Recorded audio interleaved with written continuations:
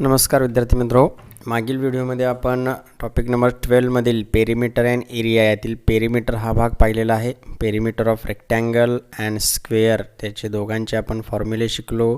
त्यानंतर त्यातील वर्ड प्रॉब्लेमचा सुद्धा अभ्यास केलेला आहे. आज आपण या व्हिडिओमध्ये एरिया हा भाग शिकणार आहोत. एरिया याचा अर्थ क्षेत्रफळ असं त्याला म्हटलं जातं. ठीक आहे. पहिल्यांदा थोडक्यात सांगतो की पेरिमीटर आपण म्हणजे काय पाहिलं की एखादा फिगर असेल, क्लोज फिगर, तर त्याच्या आता इथं आहे क्लोज फिगर असेल तर त्याच्या कडेची जी बाजू आहेत सर्व चारी बाजू किंवा काय बाजू 3 असतील 5 असतील तर त्या बाजूंच्या लांबींची बेरीज म्हणजे पेरिमीटर. आणि क्षेत्रफळ किंवा एरिया म्हणजे काय असतं तर एखादी फिगर असेल क्लोज फिगर, त्या फिगरने या सपाट पृष्ठभागावर ही जी काही एकूण जागा व्यापलेली आहे या जागेचं मापन करणे म्हणजे त्याला आपण एरिया म्हणतो, म्हणजे क्षेत्रफळ. जेवढं क्षेत्र त्यानं व्यापलेलं आहे त्याचं मापन. Okay. Space occupied by an figure on flat surface, सपाट पृष्ठभागावर व्यापलेली जागा म्हणजे त्याला काय म्हणतो आपण, त्याचं मोजमाप म्हणजे एरिया असं म्हणतो. ठीक आहे. आता त्यातला उजळणीचा भाग पहिल्यांदा घेऊया. बघा, या पद्धतीनं हा ग्राफ पेपर आहे. ग्राफ पेपरवर आपल्याला या पद्धतीनं स्क्वेअर आणि रेक्टँगल दिलेले आहेत आणि यांची पेरिमीटर आपल्याला एरिया आपल्याला फाइंड आउट करायचा आहे. कशी आपण फाइंड आउट करणार तर ग्राफ पेपरवर हा प्रत्येक जो एक लहान बॉक्स असतो तो 1 सेंटीमीटर साईजचा असतो. प्रत्येक बाजू त्याची 1 सेंटीमीटर असते, बरोबर. म्हणजे त्याची एरिया असते 1 स्क्वेअर सेंटीमीटर. आता हा भाग मी सांगणारच आहे. आता हा जो रेक्टँगल आहे ABCD, त्याने एकूण किती स्क्वेअर्स ऑक्युपाय केलेले आहेत किंवा तो किती स्क्वेअर्सनी बनलेला आहे तर आपल्याला इथं नीट दिसत असेल. बघा, हा एक स्क्वेअर इथे दिसतोय, हा पूर्ण second, third, fourth, fifth and sixth. म्हणजे ABCD रेक्टँगलने एकूण 6 स्क्वेअर्स इथं व्यापलेले आहेत. म्हणून ABCD या रेक्टँगलची एरिया काय झाली तर ती कशी लिहितात, 6 स्क्वेअर डॉट सेंटीमीटर. हा शॉर्ट फॉर्म आहे स्क्वेअर सेंटीमीटर. स्क्वेअरलाच आपण SQ डॉट सेंटीमीटरचा शॉर्ट फॉर्म CM असं लिहितो. कारण का तर हा प्रत्येक भाग सेंटीमीटर, 1 सेंटीमीटर साईड असणार आहे. त्याची एरिया 1 स्क्वेअर सेंटीमीटर असते, चौरस सेमी असते. म्हणून एरिया क्षेत्रफळाचं एकक लिहिताना स्क्वेअर सेंटीमीटर असं लिहिलं जातं. पेरिमीटरचं आपण सेंटीमीटर अँड मीटर एवढंच लिहित होतो, पण एरिया फाइंड आउट केल्यानंतर त्याचं युनिट या पद्धतीनं स्क्वेअर सेंटीमीटर असं लिहिलं जातं. समजा आता एखादा जमिनीचा भाग आहे तो मीटरमध्ये दिलेला असतो तर त्याची एरिया लिहून झाली की त्याच्यापुढे आपण कसं युनिट लिहिणार आहोत, स्क्वेअर मीटर. म्हणजे दिलेला घटक जर सेंटीमीटरमध्ये असेल तर त्याचं युनिट एकक जे आहे ते स्क्वेअर सेंटीमीटर उत्तराच्या पुढे लिहिणार, आणि जर दिलेलं मीटरमध्ये असेल तर स्क्वेअर मीटर. म्हणून ABCD या रेक्टँगलची एरिया किती झाली, 6 स्क्वेअर सेंटीमीटर. मग या पद्धतीने पुस्तकात आपल्याला दिलेलं आहे. बघा, एरिया ऑफ कसं लिहिले बघा, एरिया ऑफ MNRS. मग इथं आपण बघूया MNRS येत आहे, MNRS याची एरिया. तर त्याने टोटल त्या स्क्वेअरने ऑक्युपाय केलेले जे स्क्वेअर्स आहेत ग्राफ पेपरवरील ते आपण कॅल्क्युलेट करायचे. 1 2 3 4 5 6 7 8 9 म्हणजे त्याची एरिया आपल्याला किती मिळाली, 9 स्क्वेअर सेंटीमीटर. म्हणजे या पद्धतीनं हा भाग पुस्तकातच सोडवायचा आहे मुलांनी.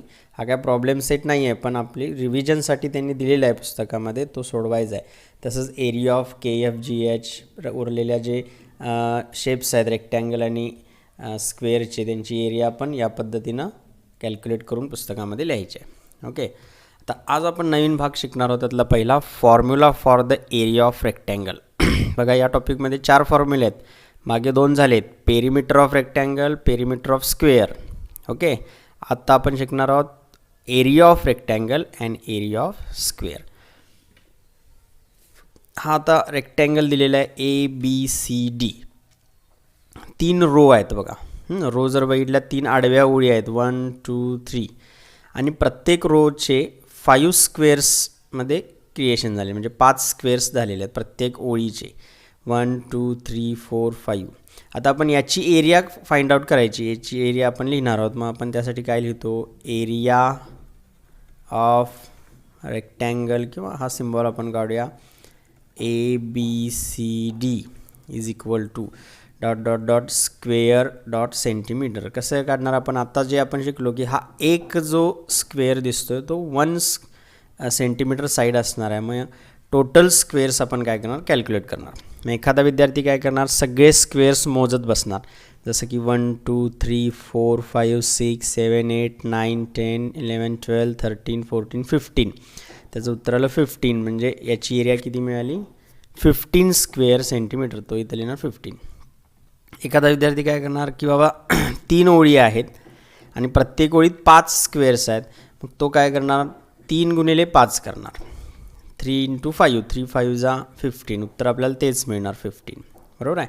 म्हणजे दोन्ही पद्धतीने आपण करू शकतो. सोपी पद्धत ही आहे की 3 ओळी आहेत, प्रत्येकामध्ये 5 स्क्वेअर्स आहेत, किंवा 5 उभे कॉलम आहेत, प्रत्येकामध्ये 3 काय आहेत, स्क्वेअर्स आहेत. तर दोघांचा गुणाकार आपल्याला 15 मिळतो. म्हणजे ABCD या रेक्टँगलची एरिया किती मिळाली, 15 स्क्वेअर सेंटीमीटर. ओके. आता हा सगळा भाग तुम्हाला सांगण्याचं कारण असं, जर तुम्ही लक्ष दिलं इकडे की या रेक्टँगलची आपण एरिया कॅल्क्युलेट केली, मॅन्युअली मोजून तयार केली, जे स्क्वेअर्स होते ते मोजून. आता आपण याची लेंथ बघूया किती आहे. लेंथ किती आहे, या रेक्टँगलची लेंथ इथं दिसते 5 सेंटीमीटर. लेंथ आहे 5 सेंटीमीटर. आणि आता याची ब्रेडथ किंवा विड्थ बघूया. विड्थ दिलेली आहे किंवा ब्रेडथ दिलेली आहे किती आहे, 3 सेंटीमीटर. आणि आपल्याला असं लक्षात येईल की आपण जी एरिया कॅल्क्युलेट केली ती एरिया आणि त्याची लेंथ आणि ब्रेडथ जी आहे त्यांचा प्रॉडक्ट म्हणजेच गुणाकारसुद्धा तेवढाच येतो. बघा, लेंथ 5 आहे, ब्रेडथ 3 आहे, 5 3 जा 15. बरोबर आहे. आणि आपण मोजून जी एरिया फाइंड आउट केली तीसुद्धा 15 आहे. आणि त्याच रेक्टँगलच्या लेंथ आणि ब्रेडथचा प्रॉडक्टसुद्धा किती आहे, 15 आहे. याचाच अर्थ असा की रेक्टँगलची एरिया फाइंड आउट करण्यासाठी आपल्याला हे मोजायची गरज नाही. आपल्याला फक्त काय करायचं आहे, जी लेंथ आणि ब्रेडथ दिलेली आहे त्यांचा फक्त प्रॉडक्ट करायचा आहे, म्हणजे गुणाकार करायचा आहे. लक्षात येते. म्हणजे लांबी आणि रुंदी यांचा काय करणार, आपण गुणाकार करणार आहोत. म्हणून त्याचा फॉर्म्युला कसा तयार झाला आहे बघा, महत्त्वाचा. Area of rectangle is equal to length into breadth. की आयताचे क्षेत्रफळ म्हणजे काय, लांबी आणि रुंदीचा फक्त गुणाकार करा, तुम्हाला सगळं क्षेत्रफळ मिळेल. लक्षात आलं. हा आहे एरिया ऑफ रेक्टँगल म्हणजे आयताचं क्षेत्रफळाचा फॉर्म्युला. दिलेली आयताची जी लांबी आहे आणि रुंदी आहे ती लिहायची आणि त्यांचा गुणाकार करायचा आणि त्याला शेवटी स्क्वेअर सेंटीमीटर किंवा स्क्वेअर मीटर जे काय योग्य असेल ते युनिट तिथं द्यायचं. सो पहिला फॉर्म्युला काय, area of rectangle is equal to length into breadth. Similarly आता आपण पुढे जाऊया. Area of square. आता इथं स्क्वेअर आहे MNRS. ओके. आता आपण इथं लिहूया एरिया ऑफ, एक मिनिट, स्क्वेअर थोडा बाजूला घेऊया. आपण इथं लिहूया area of square MNRS is equal to किती आहे बघा, 3 रोज आहेत, 3 कॉलम आहेत, प्रत्येकमध्ये 3 स्क्वेअर्स आहेत. मग अशा पद्धतीने मॅन्युअली जर आपण मोजून ठरवायचं झालं किती, एक प्रत्येक स्क्वेअर 1 सेंटीमीटर साईजचा आहे, म्हणजे किती एरिया झाली या स्क्वेअरची, 1 2 3 4 5 6 7 8 9. म्हणजे याची एरिया मिळाली 9 स्क्वेअर सेंटीमीटर. ही आपण मोजून मॅन्युअली लिहिली कारण 9 एकूण स्क्वेअर्स त्यामध्ये आहेत. एरिया किती मिळाली, 9 स्क्वेअर सेंटीमीटर. आता त्याची साईड बघूया. या स्क्वेअरची साईड दिलेली आहे. साईड किती दिलेली आहे, 3 सेंटीमीटर. आता आलेली एरिया आणि असणारी साईड यांच्यामध्ये काय रिलेशन आहे, तर स्क्वेअरची एरिया फाइंड आउट करताना ह्या पद्धतीने आपण मोजून काढलं मॅन्युअली. आता न मोजता आपल्याला त्याचा फॉर्म्युलासुद्धा तयार करता येतो की जी साईड दिलेली असते त्या साईडला परत त्याच साईडने म्हणजे तेवढ्याच मापाने जर आपण मल्टिप्लाय केलं 3 × 3 असं जर आपण केलं तर आपल्याला काय मिळते, त्याची एरिया मिळते. म्हणजे आपण आता इथं काय लिहिणार आहोत, त्याची एरिया फाइंड आउट करण्याचा दुसरा प्रकार काय, तर साईडने मल्टिप्लाय करायचं. म्हणजे ती साईड दिलेली आहे 3, त्याला परत 3नेच गुणायचं. म्हणजे आपल्याला काय मिळणार, 3 × 3 9 स्क्वेअर सेंटीमीटर. बरोबर आहे. म्हणजे एरिया ऑफ स्क्वेअरसाठी काय फॉर्म्युला मिळाला, साईड इंटू साईड, कारण सर्व बाजू समानच असतात त्यामुळे त्याची एरिया काढताना जसं आपण आयतासाठी लांबी गुणिले रुंदी करतो, इथं लांबी रुंदी वेगळी नसते, सर्व बाजू समानच असतात, म्हणून साईड इंटू साईड असं त्याला म्हटलेलं आहे. फॉर्म्युला तो तसाच आहे, फक्त साईड इंटू साईड आहे, कारण स्क्वेअरच्या सर्व साईड्स काय असतात, इक्वल असतात. म्हणून हा फॉर्म्युला इथं असा दिलेला आहे, area of square is equal to length of a side into length of a side. किंवा आपण असंही करू शकतो, area of square is equal to, सोपं मी तुम्हाला आता सांगणार आहे, ते जरी तुम्ही लक्षात ठेवलं तरी चालेल. काय लिहू शकतो, साईड इंटू साईड. ओके, काय लिहिणार आपण, साईड इंटू साईड. किंवा 6वीला गेल्यानंतर पुन्हा यामध्ये तुम्हाला थोडंसं पुढचा भाग आहे, त्यामुळे मी आता हा सोपाच त्याच्याशी रिलेशन 6वीच्या अभ्यासाशी रिलेटेड म्हणून सांगितलेलं आहे. Area of square is equal to side into side, एवढं लक्षात ठेवायचं आणि त्यावरून आपण उदाहरणं सोडवायची.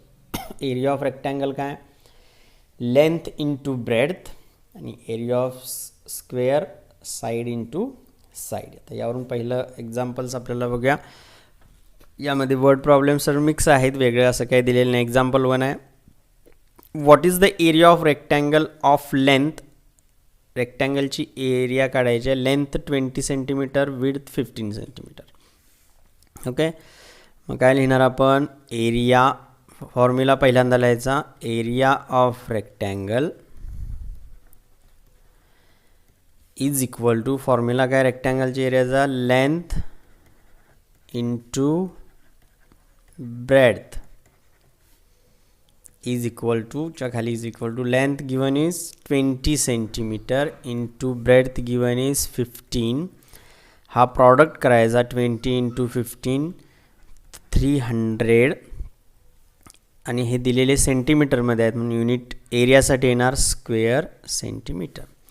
अँड देअरफॉर फायनल आन्सर लिहायचं मग, area of rectangle is 300 square centimetre.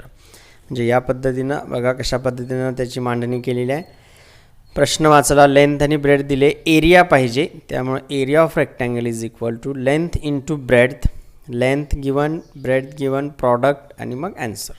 सोपा भाग आहे, फक्त गुणाकार देतं व्यवस्थित, फक्त याच्या प्रेझेंटेशन आहे ते सुद्धा विद्यार्थ्यांनी व्यवस्थित करायचं आहे.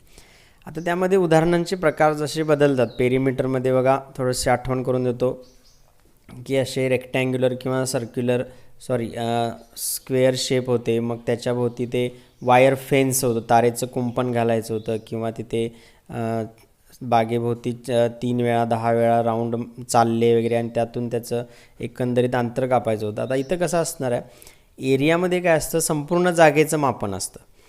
मग ते जागेच्या मापनाशी संबंधित उदाहरणं कशी असतात, की एखादा प्लॉट असेल तर त्या प्लॉटवर काहीतरी मुरुम पसरायचं आहे, दगड पसरायचे आहेत, म्हणजे सगळ्या जागेशी संबंधित आलं. ते पुढे एक्झाम्पल आहे. किंवा एखादी भिंत आहे, त्या भिंतीला रंग द्यायचा आहे, तर किती खर्च येईल. मग भिंत आहे, रंग द्यायचा म्हणजे संपूर्ण जागेचं मापन. इथं कडेचा कुठेही विचार नाही, जेव्हा कडेशी संबंध असतो त्याच्या तर ती पेरीमीटरशी उदाहरणं असतात, त्यामध्ये ती फिक्स असतात, फेन्स असणे, राऊंड असणे. पण इथं पेंटिंग अ वॉल किंवा लेईंग अ मुरुम पुढे येणारच आहे.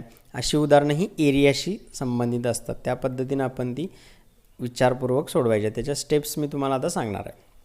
हे एक्झाम्पल तसंच आहे, a wall that is 4 metre long, 4 metre लांबी आहे, 3 मीटर वाईड, 3 मीटर रुंदी आहे, has to be painted, paint करायचे म्हणजे रंगवायचे. आता पेंट करायचे म्हणजे इथं कुठे एरिया सांगितलेलं नाही, शब्द कुठे एरिया नाही आहे, पण तुम्हाला कळलं पाहिजे की इथे पेंट करायचे आहे वॉलला, याचा अर्थ हे एरियाचं एक्झाम्पल आहे.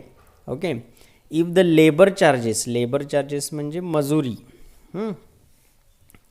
R 25 rupees per square metre, एका स्क्वेअर मीटरला 25 रुपये मजुरी घेतात. तर what is the cost of labour for painting this wall, तर ती सगळी भिंत रंगवण्याचा खर्च किती येईल. आता इथं कुठेही आपल्याला एरिया सांगितले नाही, पण हा रेक्टँग्युलर वॉल आहे, कारण लांबी रुंदी दिलेली आहे, म्हणून आपण पहिल्यांदा त्याची एरिया फाइंड आउट करणार. मग बघा कसं लिहिणार आपण, एरिया ऑफ वॉल. रेक्टँगल हा शब्द वापरणार नाही, कारण त्यांनी वॉल दिलेली आहे. त्याची फॉर्म्युला पहिल्यांदा लिहिणार, लेंथ, वॉलची जी काही लेंथ असेल इंटू ब्रेड्थ. फॉर्म्युला आहे area of wall is equal to length into breadth is equal to length given 4 into breadth given 3, 4 3 12 square metre आहे आता हां, कारण हे दिलेली लांबी रुंदी मीटरमध्ये आहे. 4×12 स्क्वेअर मीटर म्हणजे एकूण जी ती भिंत आहे ती 12 स्क्वेअर मीटर एवढ्या क्षेत्रफळाची आहे, म्हणजे एवढ्या एरियाची आहे. आता 1 स्क्वेअर मीटर रंगवायला 25 रुपये चार्जेस आहेत. तर 12 स्क्वेअर मीटर रंगवायला किती, याचा अर्थ या दोघांचा आता काय होणार, गुणाकार होणार. मग ते कसं लिहिणार बघा, काय विचारले, लेबर चार्जेस. मग कॉस्ट ऑफ लेबर असं आपण लिहिणार, म्हणजे मजुरीचा दर काय असेल तो, कॉस्ट ऑफ लेबर, मजुरीचा दर एवढ्या भिंतीसाठी काय असेल तो, इज इक्वल टू काय, एका स्क्वेअर मीटरचा 25 आहे तर 12 स्क्वेअर मीटरचा किती, मग आपण काय करणार, 12 × 25 करणार, इथं गुणाकार करायचा. कॉस्ट ऑफ लेबर चार्जेस किंवा cost of labour is equal to 12 × 25 आणि हा आता गुणाकार करणार. ओके, 12 × 25. विद्यार्थ्यांनी जर डायरेक्ट करता येत नसेल आडवा तर काय करायचं आहे, या पद्धतीनं मागेही मी सांगितलं, एक पेन्सिलने उभी रेघ इथं मारायची आणि सरळ हा काय करायचा, प्रॉडक्ट करायचा. 12 × 5 = 60, 12 × 2 = 24 + 6, 24 + 6 = 30. ओके, सो खर्च किती आहे, ₹300.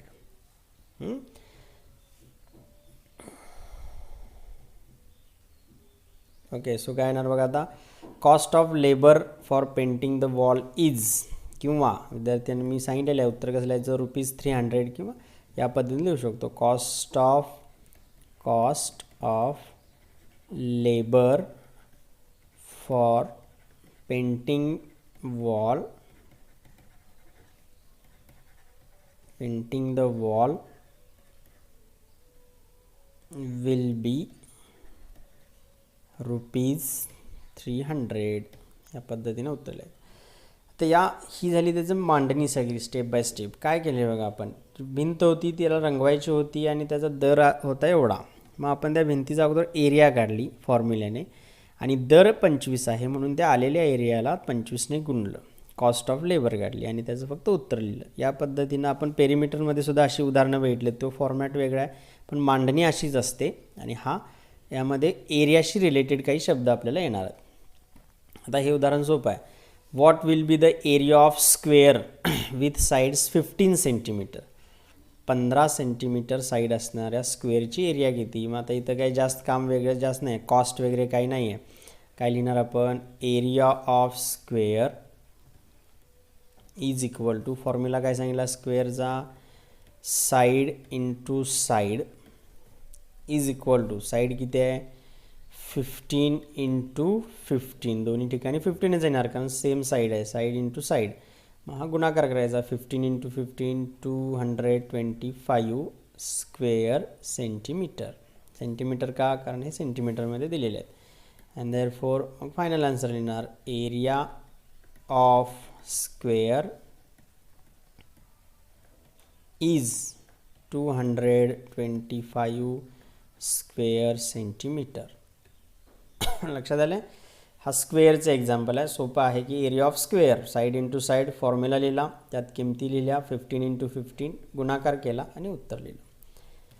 आता मगाच्याच पद्धतीनं कॉस्टची रिलेटेड एक्झाम्पल आहे. One side of square room, room कशा आहे बघा, स्क्वेअर रूम आहे म्हणजे चौरसाकार खोली आहे, त्याची साईड आहे 4 मीटर.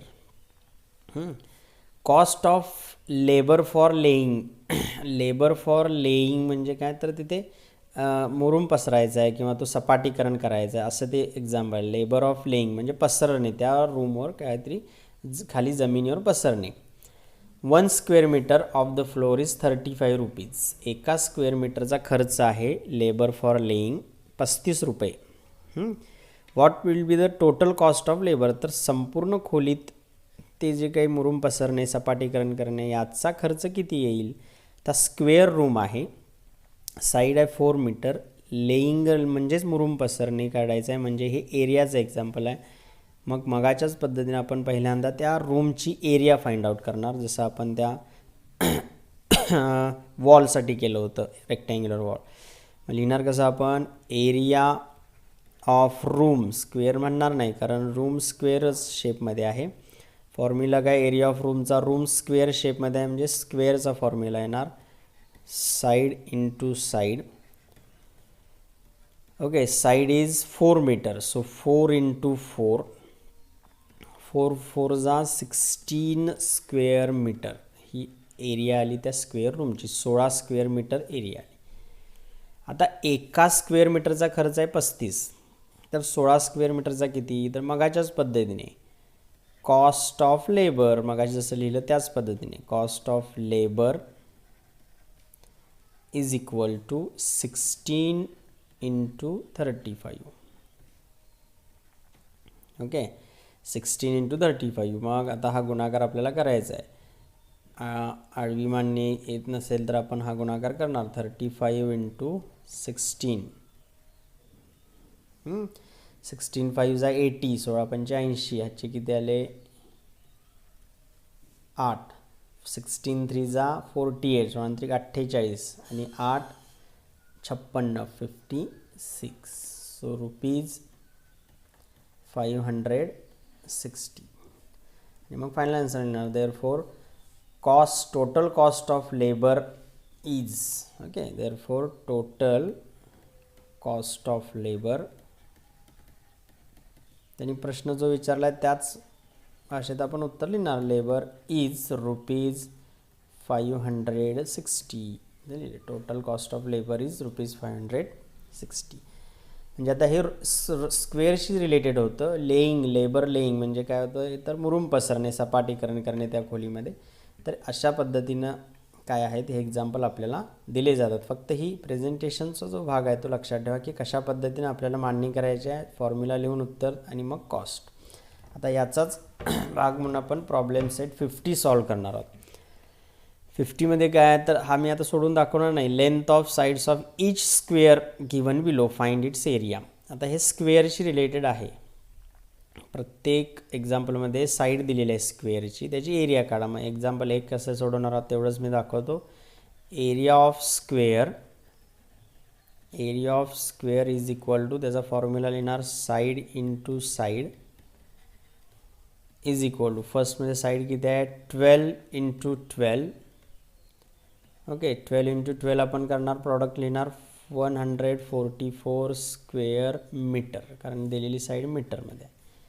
मग एक्झाम्पल नंबर 2, 6 सेंटीमीटरसाठी पुन्हा त्याच पद्धतीने arrangement, area of square is equal to side into side 6 into 6. या पद्धतीने हे 4 उदाहरणं सोडवायचे आहेत. सोपा भाग आहे. ओके, आता मगाच्याच पद्धतीने बघा, कॉस्ट ऑफ लँड आता काढायचे. इथं काय सांगितलं, if cost of 1 square metre of a plot of land is 900 rupees. एका स्क्वेअर मीटरचा दर आहे 900 रुपये एका जमिनीचा.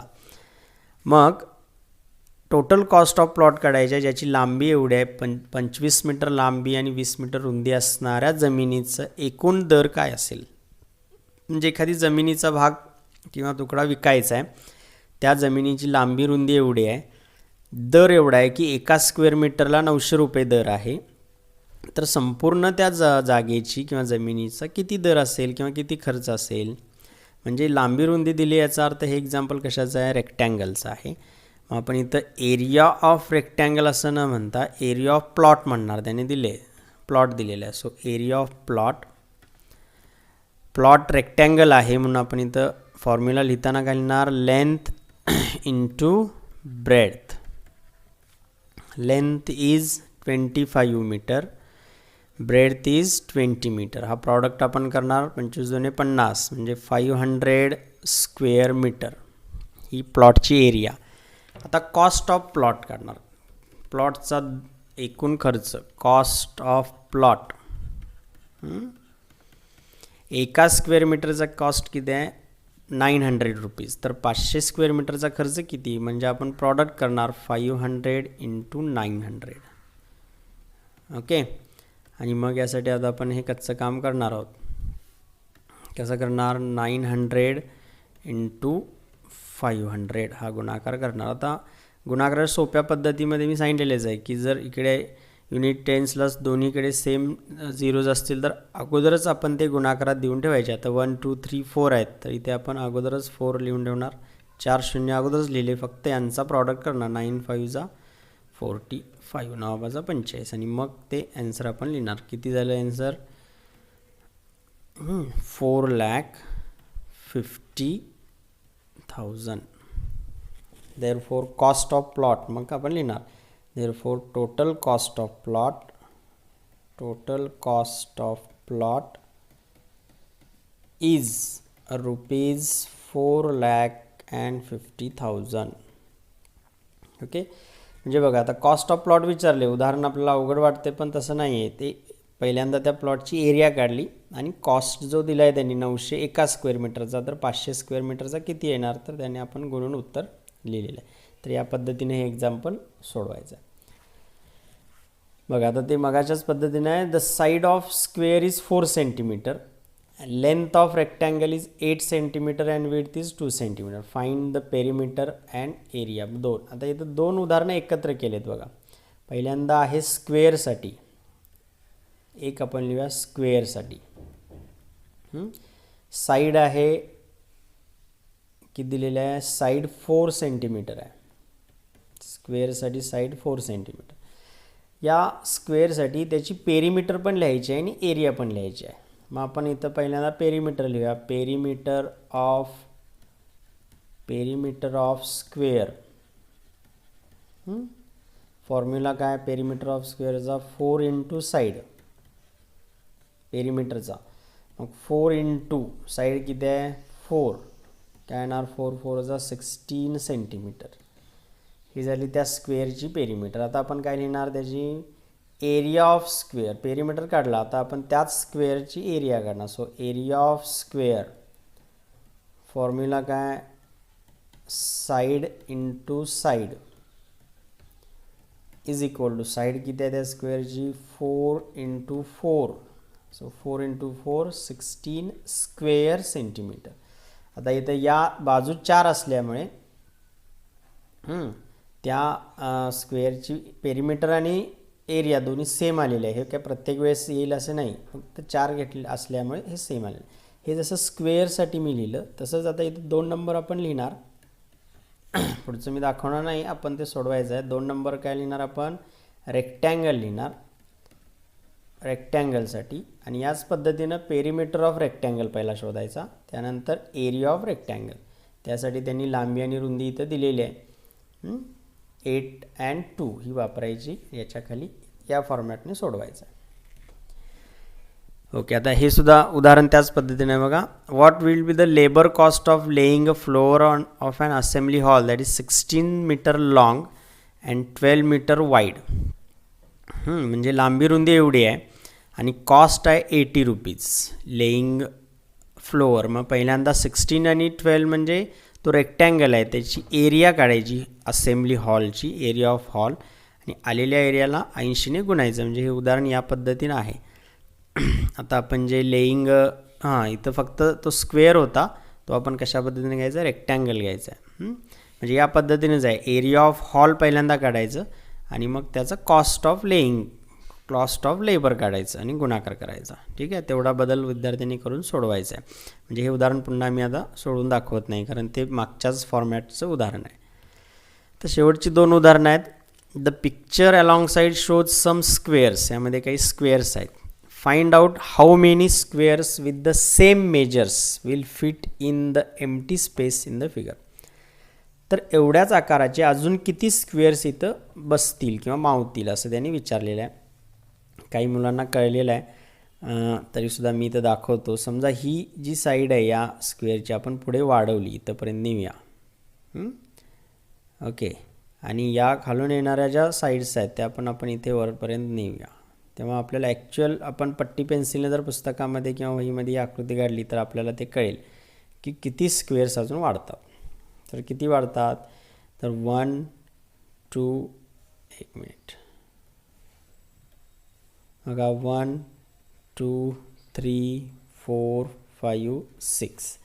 ओके, 6 स्क्वेअर्स काय होतात येथे, अजून आपण तेवढ्याच आकाराचे बसवू शकतो. यामध्ये आपण पट्टी पेन्सिलने हे आखलं की आपल्याला तेवढ्या आकाराचे सेम स्क्वेअर्स मिळतात. आणि 6 आहेत, त्याचं उत्तर फक्त लिहायचं आहे.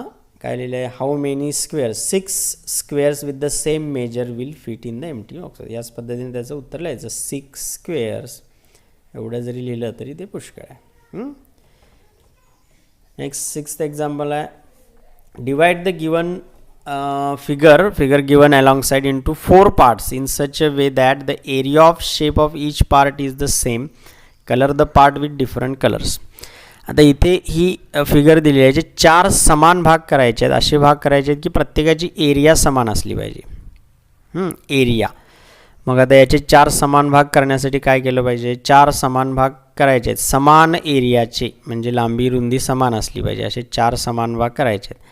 त्यासाठी काय करणार आपण, तर इथे एक त्याच पद्धतीचा स्क्वेअर वाढवणार आपण. लक्षात येते, म्हणजे मी तुम्हाला तो वेगळ्या रंगाने वाढवून दाखवतो. कसं वाढवणार, तर ही जी साईड आहे ती आपण इथेपर्यंत वाढवणार, ही साईड इथेपर्यंत वाढवणार, त्यानंतर ही साईड परत इथे, म्हणजे याच पद्धतीने एक एक्स्ट्रा स्क्वेअर आपण इथं तयार करणार. आता काय तयार होईल, तर सगळे स्क्वेअर समान, म्हणजे 4 स्क्वेअर्सचा एक स्क्वेअर तयार होईल ज्यांची एरिया इक्वल मिळेल. आणि प्रत्येक हा स्क्वेअर वेगळ्या रंगाने रंगवायचा. म्हणजे काय करायचं आहे, हा 4 स्क्वेअरचा एक स्क्वेअर आहे तो वेगळ्या रंगाने रंगवायचा आहे, त्यानंतर हा असे 4 वेगवेगळे रंगाने हे रंगवून ठेवायचा आहे. म्हणजे हा थोडासा मुलांच्या अधिक माहितीसाठी किंवा त्यांच्या मनोरंजनासाठी हा भाग एरियाशी रिलेटेड दिलेला आहे. ओके, तेव्हा विद्यार्थ्यांनी हा जो प्रॉब्लेम सेट 50 मी बराचसा सोडवून दाखवलेला आहे, काही सोपे आहेत ते तुम्हाला सोडवायला दिलेले आहेत, त्या पद्धतीनं सोडवायचे आहेत. आणि हा प्रॉब्लेम सेट 50 पूर्ण करायचा आहे. आणि हा जो त्याचं काही कन्सेप्ट आहे नेमकी कशा पद्धतीनं, पाठीमागची उदाहरणं पण मी सोडवून दाखवले आहेत, तीसुद्धा अभ्यासायची आहेत. आणि त्यानुसारच पुढे प्रॉब्लेम सेट 50 मी सोडवून दिलेला आहे. काही प्रश्न आहेत ते आपण राहिलेले सोडवायचे आहेत. Okay, thank you.